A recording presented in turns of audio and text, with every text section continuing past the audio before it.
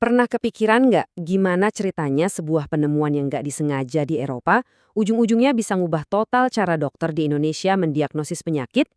Nah, hari ini kita bakal bongkar cerita di balik radiografi, teknologi keren yang bikin kita bisa ngintip apa yang ada di dalam tubuh kita.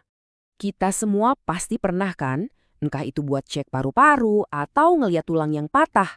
Sekarang sih teknologi ini kayaknya udah biasa banget. Tapi di balik pertanyaan simpel ini, ada jawaban yang memicu revolusi besar di dunia medis. Dan percaya nggak percaya, salah satu penemuan medis paling penting dalam sejarah itu lahir dari sebuah kebetulan. Yuk kita balik lagi ke momen ajaib itu. Oke, kita mulai dari awal banget ya. Ceritanya berawal di sebuah laboratorium di Jerman, di mana seberkas cahaya misterius bakal mengubah dunia kedokteran selamanya. Inilah dia, Sinar X, sebuah radiasi super yang bisa nembus daging dan kulit, nunjukin kerangka kita dengan jelas. Coba bayangin deh, sebelum ada ini, satu-satunya cara dokter bisa lihat ke dalam tubuh kita, ya lewat pisau bedah. Jadi penemuan ini benar-benar jadi game changer. Ingat ya tanggal ini, 8 November 1895. Di labnya, Wilhelm Conrad Röntgen secara nggak sengaja loh nemuin sinar aneh yang bisa menembus benda padat pas lagi eksperimen. Penemuan inilah yang akhirnya ngasih dia hadiah Nobel Fisika pertama dan ngebuka gerbang ke era baru dunia medis.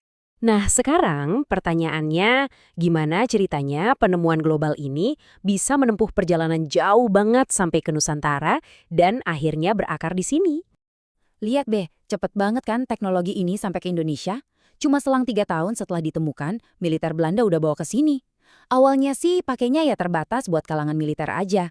Sampai akhirnya di tahun 1950-an, pendidikan formal buat para ahli kita dimulai. Di balik setiap kemajuan, pasti ada pahlawannya, ada para perintisnya. Nama-nama seperti Dr. Johannes, Dr. Notokuoro, dan Dr. Siwabesi, mereka inilah fondasi radiologi di Indonesia. Mereka bukan cuma dokter biasa, tapi para visioner yang membangun profesi ini dari nol. Dan ini adalah sebuah pengingat yang menyentuh hati bahwa kemajuan itu seringkali butuh pengorbanan besar. Kontribusi Dr. Notokuaro itu penting banget, tapi sayangnya hidupnya harus berakhir terlalu cepat di masa-masa genting sejarah bangsa kita. Pengaruh para perintis ini benar-benar luar biasa loh. Ambil contoh Dr. Johannes. Beliau itu bukan cuma radiolog pertama di Indonesia, tapi juga seorang pahlawan nasional, bahkan pernah jadi rektor Universitas Indonesia. Warisannya itu, jauh melampaui dunia kedokteran. Nah, dari semua upaya para perintis inilah, akhirnya lahirlah sebuah disiplin ilmu dan profesi yang terorganisir dan tentunya dihormati. Coba deh, perhatiin evolusi namanya di sini. Ini bukan sekedar ganti nama loh, ini adalah cerminan perjalanan sebuah profesi. Dari yang tadinya asisten ronsen, jadi ahli radiografi, sampai akhirnya jadi radiografer. Setiap perubahan nama ini nandain standar, pengetahuan, dan pengakuan yang makin tinggi.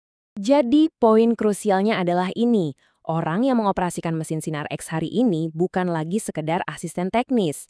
Mereka adalah radiografer, seorang profesional kesehatan yang sangat terlatih dengan dasar ilmu yang kuat. Oke, sekarang kita beralih ke bagian yang gak kalah serunya, yaitu gimana teknologi itu sendiri berevolusi secara dramatis. Analogi ini pas banget. Kalau Anda ingat kamera film zaman dulu yang butuh dicuci di kamar gelap, nah, itulah radiografi konvensional. Gambar digital instan yang kita nikmatin sekarang di smartphone kita, itu cerminan dari lompatan yang sama persis di dunia medis. Tabel ini nunjukin 3 era utamanya. Awalnya ada film konvensional yang prosesnya masih kimiawi.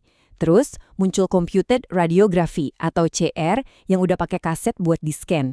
Dan sekarang kita punya digital radiografi atau DR yang bisa nampilin gambar instan di layar komputer. Terus apa bedanya CR sama DR? Gini deh gampangnya. CR itu masih ada langkah perantaranya. Kayak kita nge-scan dokumen gitu. Sementara DR itu prosesnya langsung. Kayak kita ngambil foto pakai kamera digital. Jauh lebih cepat. Dan pastinya lebih efisien. Setelah ngeliat semua kemajuan ini, yuk kita mundur sejenak buat merenungkan dampak abadi dari semua upaya yang udah dilakuin selama lebih dari 1 abad ini. 129 tahun. Coba bayangin rentang waktu itu. Dari sebuah penemuan yang gak disengaja di laboratorium Jerman, sampai sekarang jadi alat diagnosis canggih yang nyelamatin nyawa di seluruh pelosok Indonesia. Jadi, apa aja yang bisa kita ambil dari semua ini? Pertama, Inovasi besar itu bisa datang dari kebetulan. Kedua, peran para perintis lokal itu fundamental banget. Ketiga, teknologi itu terus berevolusi biar diagnosis makin baik. Dan yang terakhir, ingat ya, radiografer itu adalah profesional terlatih yang jadi matanya para dokter. Nah, sebagai penutup, saya mau lempar satu pertanyaan buat kalian. Perjalanan ini kan dimulai dari sinar X. Sekarang kita udah punya MRI, CT scan, bahkan AI. Menurut kalian, terobosan besar apa lagi ya yang bakal merevolusi cara kita melihat kesehatan manusia? Terima kasih sudah menyimak.